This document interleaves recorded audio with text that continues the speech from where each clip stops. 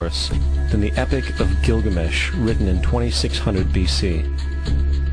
This story talks of a great flood commanded by God, an ark with saved animals upon it, and even the release and return of a dove, all held in common with the biblical story among many other similarities. And then there is the plagiarized story of Moses. Upon Moses' birth, it is said that he was placed in a reed basket and set adrift in a river in order to avoid infanticide. He was later rescued by a daughter of royalty and raised by her as a prince.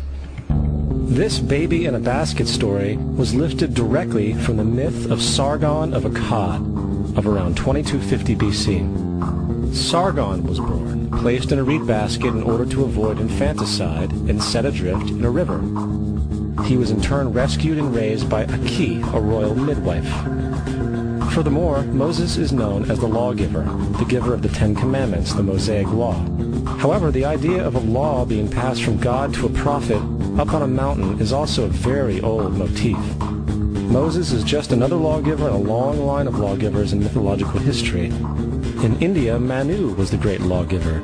In Crete, Minos ascended Mount Dicta, where Zeus gave him the sacred laws, while in Egypt there was Meses, who carried stone tablets, and upon them the laws of God were written. Manu, Minos, Meses, Moses. And as far as the Ten Commandments, they are taken outright from spell 125 in the Egyptian Book of the Dead. What the Book of the Dead phrased, "I have not stolen," became "Thou shalt not steal." "I have not killed," became "Thou shalt not kill." "I have not told lies," became "Thou shalt not bear false witness," and so forth. In fact, the Egyptian religion is likely the primary foundational basis for the Judeo-Christian theology. Baptism, afterlife, final judgment, virgin birth, death and resurrection, crucifixion, the Ark of the Covenant, circumcision, saviors, Holy Communion, Great Flood, Easter, Christmas, Passover, and many, many more are all attributes of Egyptian ideas long predating Christianity and Judaism. Justin Martyr, one of the first Christian historians and defenders, wrote, "When we say that he, Jesus Christ, our teacher, was produced without sexual union, was crucified and died and rose again and ascended into heaven, we propound nothing different from what you believe regarding those who you esteem sons of Jupiter." In a different writing, Justin Martyr said, "He was born of a virgin, except this in common with what you believe of Perseus." It's obvious that Justin and other early Christians knew how similar Christianity was to the pagan religions. However, Justin had a solution. As far as he was concerned, the devil did it. The devil had the foresight to come before Christ and create his characteristics in the pagan world. Fundamentalist Christianity, fascinating. These people actually believe the world is 12,000 years old. Swear to God. I actually asked one of these guys, okay, dinosaur fossils. He says, dinosaur fossils? God put those here to test our faith.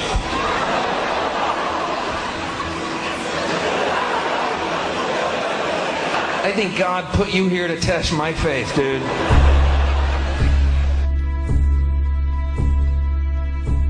The Bible is nothing more than an astrotheological literary hybrid, just like nearly all religious myths before it. In fact, the aspect of transference of one character's attributes to a new character can be found within the book itself. In the Old Testament, there is the story of Joseph. Joseph was a prototype for Jesus. Joseph was born of a miracle birth. Jesus was born of a miracle birth. Joseph was of 12 brothers. Jesus had 12 disciples. Joseph was sold for 20 pieces of silver. Jesus was sold for 30 pieces of silver. Brother Judah suggests the sale of Joseph. Disciple Judas suggests the sale of Jesus. Joseph began his work at the age of 30. Jesus began his work at the age of 30. The parallels go on and on. Furthermore, is there any non-biblical historical evidence of any person living with the name Jesus, the son of Mary, who traveled about with 12 followers, healing people and the like? There are numerous historians who lived in and around the Mediterranean, either during or soon after the assumed life of Jesus. How many of these historians document this figure? Not one. However, to be fair, that doesn't mean defenders of the historical Jesus haven't claimed the contrary. 4 historians are typically referenced to justify Jesus' existence. Pliny the Younger, Suetonius, and Tacitus are the first 3. Each one of their entries consists of only a few sentences at best, and only refer to Christus or the Christ, which in fact is not a name but a title. It means the Anointed One.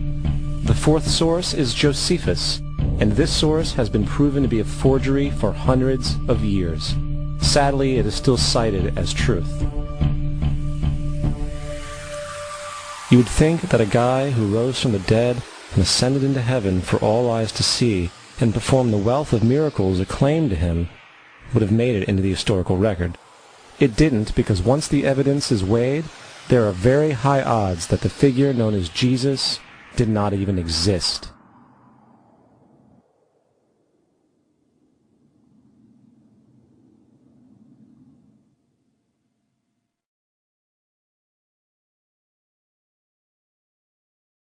We don't want to be unkind, but we want to be factual.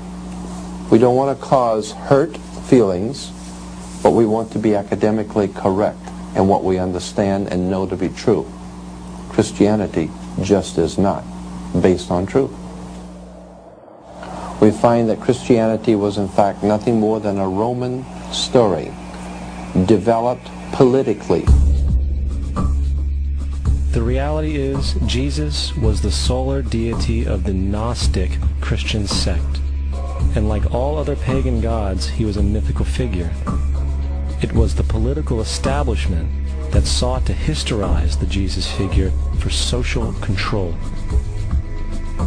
By 325 AD in Rome, Emperor Constantine convened the Council of Nicaea.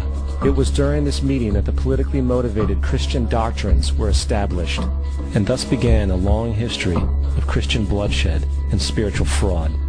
And for the next 1600 years, the Vatican maintained a political stranglehold on all of Europe, leading to such joyous periods as the Dark Ages, along with enlightening events such as the Crusades and the Inquisition.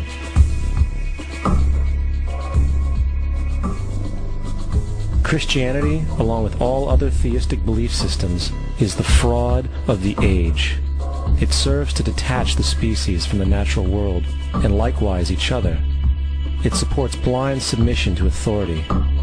It reduces human responsibility to the effect that God controls everything, and in turn awful crimes can be justified in the name of a divine pursuit. And most importantly, it empowers those who know the truth, but use the myth to manipulate and control societies. The religious myth is the most powerful device ever created and serves as the psychological soil upon which other myths can flourish.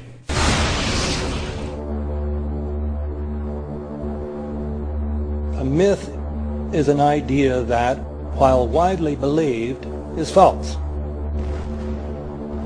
In a deeper sense, in the religious sense, a myth serves as an orienting and mobilizing story for a people. The focus is not on the story's relation to reality, but on its function. A story cannot function unless it is believed to be true in the community or